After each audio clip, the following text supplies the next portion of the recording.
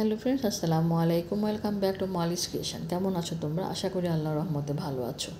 আজ আমি তোমাদের জন্য নিয়ে এসেছি বোম্বাই মরিচ দিয়ে পাট শাকের রেসিপি। মসুরির ডাল দিয়ে কিভাবে বোম্বাই মরিচ দিয়ে পাট শাক রান্না করতে হয় সেটা আমি তোমাদেরকে দেখাবো। আশা করি তোমাদের ভালো লাগবে, আর ভালো লাগলে অবশ্যই লাইক, কমেন্ট অ্যান্ড শেয়ার করে দিবে। যারা ফেসবুক পেজ থেকে দেখছো, যদি এখনও পেজটা ফলো না করে থাকো তাহলে ফলো করে দিও।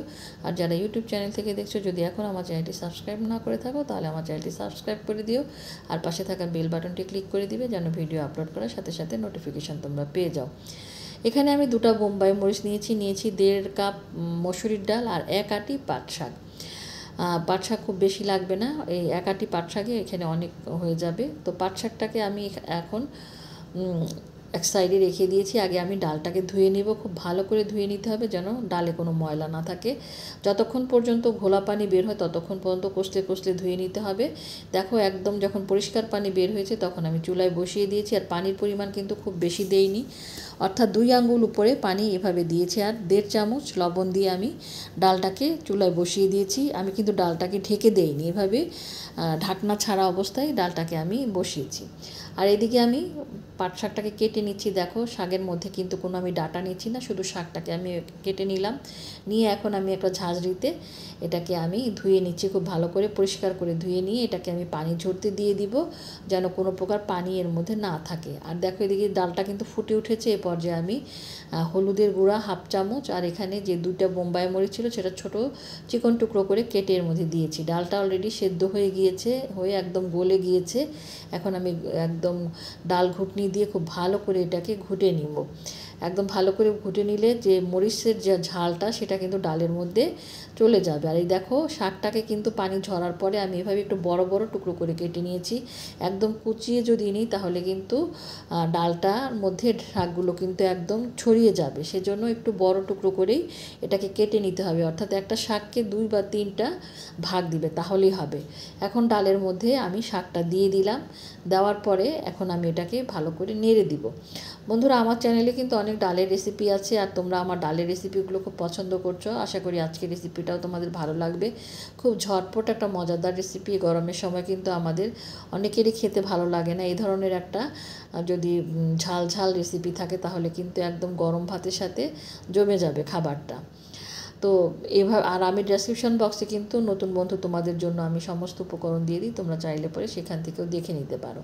তো আমি শাকটাকে ঢেকে দিয়েছিলাম, একটু যখন কমে এসেছে তখন এর মধ্যে ছোট একটা পেঁয়াজ কুচি করে আমি এর মধ্যে দিয়ে আবার ভালো করে নাড়া দিয়ে দিচ্ছি। আর এভাবে নেড়ে দেওয়ার পর কিন্তু আমি এটাকে আবার আরেকটু ঢেকে দিব।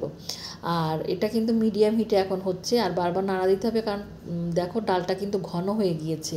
এটা কিন্তু পাতলা হবে না, এটা ঘন হবে।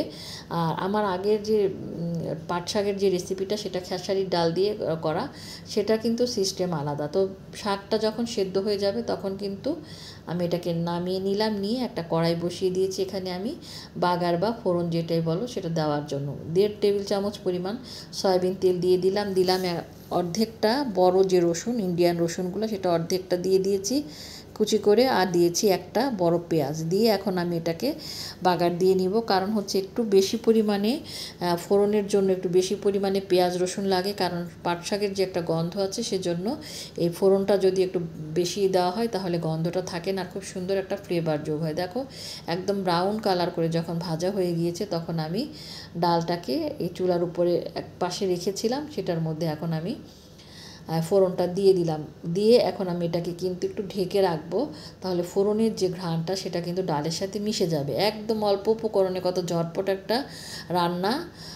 এই গরমের মধ্যে কিন্তু বেশিক্ষণ রান্নাঘরে থাকতে ভালো লাগে না, তো এই ধরনের একটা রেসিপি করে কিন্তু আমরা খুব সহজেই খেতে পারি। দিয়ে দিয়েছি কিছু ধনিয়া পাতা কুচি, অর্থাৎ বিলাতি যে ধনিয়া পাতাটা সেটা দিয়েছি, কারণ ডালের জন্য। হয়তো শাকের মধ্যে ধনিয়া পাতা দেওয়া লাগে না, কিন্তু ডালের জন্য দিয়েছি। দেখো, একদম গাঢ় হয়ে গিয়েছে শাক, আর ডালটা কিন্তু একদম মাখো মাখো হয়ে গিয়েছে। এভাবেই খেতে কিন্তু ভালো লাগে। তো অনেকেই আমাকে বলেছে মসুরির ডাল দিয়ে কীভাবে বোম্বাই মরিচ দিয়ে রান্না করে সেটা দেখানোর জন্য তো রিকোয়েস্ট ভিডিও। এটা খেতে কিন্তু অনেক ভালো লাগে, কারণ খেসারির ডাল অনেকের পেটে সহ্য হয় না, একটু গরম থাকে, তো সেজন্য মসুরির ডাল দিয়ে কীভাবে খাওয়া হয় সেটাই আমি তোমাদের সাথে শেয়ার করলাম। পুরনো বন্ধুরা তোমরা অনেক সুন্দর সুন্দর কমেন্টস করে আমাকে উৎসাহ দিয়ে যাচ্ছ।